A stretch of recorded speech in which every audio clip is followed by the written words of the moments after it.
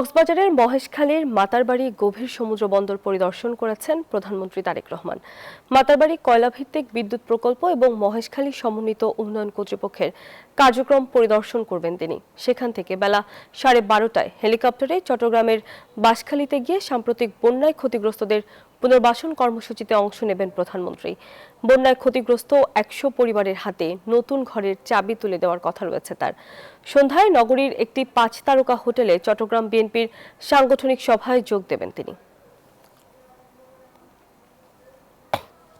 দর্শক, প্রধানমন্ত্রীর সফর নিয়ে আরো জানাতে আমাদের সঙ্গে যুক্ত হচ্ছেন সহকর্মীরা। শুরুতেই যাব সহকর্মী সাইফুল ইসলামের কাছে। সাইফুল, চট্টগ্রামের সরকার প্রধানের কর্মসূচি সম্পর্কে আমাদেরকে জানাবেন।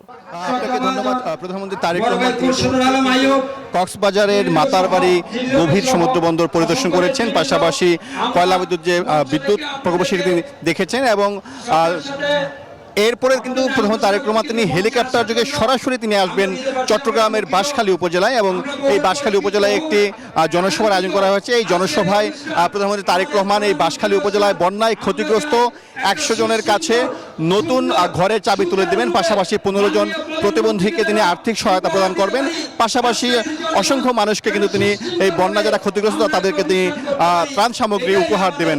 এবং প্রধানমন্ত্রী তারেক রহমান এই বাঁশখালী থেকে তিনি সরাসরি যাবেন ফটিকছড়িতে। সেখানে ফটিকছড়িতে হেফাজতে ইসলামে বাংলাদেশের আমির আল্লামা মহিবুল্লাহ বাবুনগরীর সঙ্গে তিনি সৌজন্য সাক্ষাৎ করবেন এবং সেখানে একটি মতবিনিময় অনুষ্ঠান রয়েছে। তারপরে তিনি সেখান থেকে সরাসরি যাবেন হাটহাজারীতে, সেখানে হেফাজতে ইসলামের সাবেক আমির আল্লামা আহমদ শফির কবর জিয়ারত করবেন। তারপরে তিনি হাটহাজারী সরকারি কলেজ মাঠে আরেকটি অনুষ্ঠানে যোগ দেবেন, যেখানে আসলে হাটহাজারীর যারা বন্যায় ক্ষতিগ্রস্ত তাদেরকে তিনি আর্থিক সহায়তা করবেন এবং ত্রাণ সামগ্রী উপহার দেবেন এবং সেখানে তিনি বক্তব্য রাখবেন।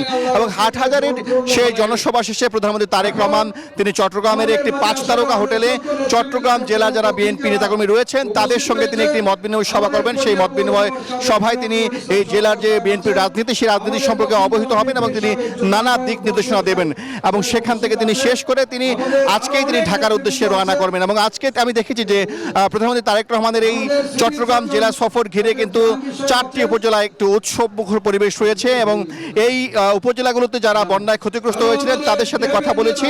তারা বলছেন যে প্রধানমন্ত্রী তারেক রহমানের এই আগমনের মধ্য দিয়ে তাদের যে ক্ষতি সেই ক্ষতিটি পুষিয়ে নেওয়ার জন্য প্রশাসন ব্যবস্থা নেবে এবং প্রধানমন্ত্রী তারেক রহমান আজকে তিনি যে 100 জনের হাতে নতুন ঘর তুলে দিচ্ছেন সেটিকে তারা সাধুবাদ জানিয়েছেন এবং যারা নতুন ঘর পাচ্ছেন তাদের সাথেও কথা হয়েছে। তারা বলছেন যে আসলে প্রধানমন্ত্রী তারেক রহমান তাদেরকে যে নতুন ঘর উপহার দিচ্ছেন তাদের তারা খুশি এবং তারা যে বন্যায় ক্ষতি শিকার হয়েছিলেন সেই ক্ষতিটা কিছুটা হলে তারা কাটিয়ে উঠতে পারবেন। এবং এই স্থানীয় প্রশাসন কিন্তু আজকে থেকেই কিন্তু আমি দেখেছি যে তারা তোড়জোড় শুরু করেছে, বিশেষ করে যারা বন্যা দুর্গত মানুষ ছিল যারা বন্যায় ক্ষতির শিকার হয়েছেন তাদেরকে কিন্তু পুনর্বাসনের যে উদ্যোগটি সেটি কিন্তু লক্ষ্য করা গেছে। কারণ আসলে সরকার প্রধানের এই আগমনের যে বার্তা সেই বার্তাটি হচ্ছে আসলে এই এলাকায় যারা ক্ষতিগ্রস্ত তাদের পাশে কিন্তু দাঁড়াতে হবে। এবং প্রধানমন্ত্রী তারেক রহমান আজকে এখানে আসার আগেই কিন্তু আমি দেখেছি যে সমাবেশস্থল সেখানে লোকে লোকারণ্য এবং বিপুল সংখ্যক মানুষ এই বাঁশখালীর যে সমুদ্র সৈকতের পাশে যে স্পটটি সেই স্পটে তারা কিন্তু এসে সমবেত হয়েছেন এবং তারা বলছেন প্রধানমন্ত্রী তারেক রহমানের আগমনের মধ্য দিয়ে এই বাঁশখালীর উন্নয়ন ত্বরান্বিত হবে এবং এই বাঁশখালীতে একটি স্থায়ী বেড়িবাঁধ নির্মাণ করা হবে যাতে আসলে এই এলাকায় বন্যা থেকে মানুষ পরিত্রাণ পেতে পারে এবং আগামীতে যাতে এই ধরনের বন্যা সৃষ্টি না হতে পারে সেজন্য তারা কিন্তু বলছেন যে সরকারকে আসলে কার্যকর পদক্ষেপ গ্রহণ করার জন্য।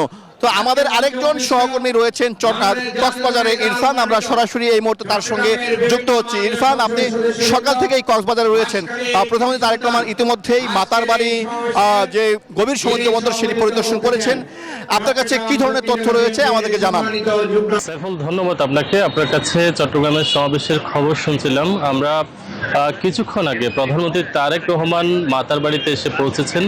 তিনি হেলিকপ্টার যোগে মাতারবাড়িতে এসে পৌঁছেছেন। প্রধানমন্ত্রী তারেক রহমান ভেতরে রয়েছেন, কিন্তু আসলে বাইরে বেশ উৎসুক জনতার বেশ ভিড় আমরা লক্ষ্য করেছি। এখানে স্থানীয় নেতাকর্মী সহ অনেকেই আসলে এসেছেন, কিন্তু প্রধানমন্ত্রী যে সফর তিনি হেলিকপ্টার যোগে এসেছেন তার সাথে স্বরাষ্ট্রমন্ত্রী এবং অর্থমন্ত্রী সহ বিডার চেয়ারম্যানও সেখানে রয়েছেন।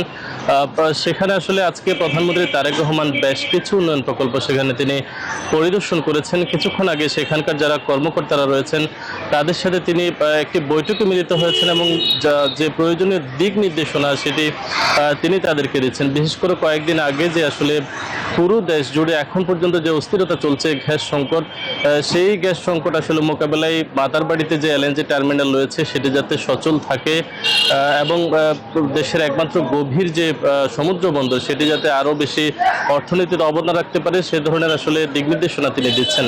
সব মিলিয়ে প্রধানমন্ত্রী এখন পর্যন্ত মাতারবাড়িতে রয়েছেন, কিছুক্ষণের মধ্যেই তিনি হয়তো চট্টগ্রামের উদ্দেশ্যে রওনা দেবেন। এই ছিল কক্সবাজারের মাতারবাড়িতে প্রধানমন্ত্রী সফরের সবশেষ খবরাখবর। ইরফান, ধন্যবাদ আপনাকে।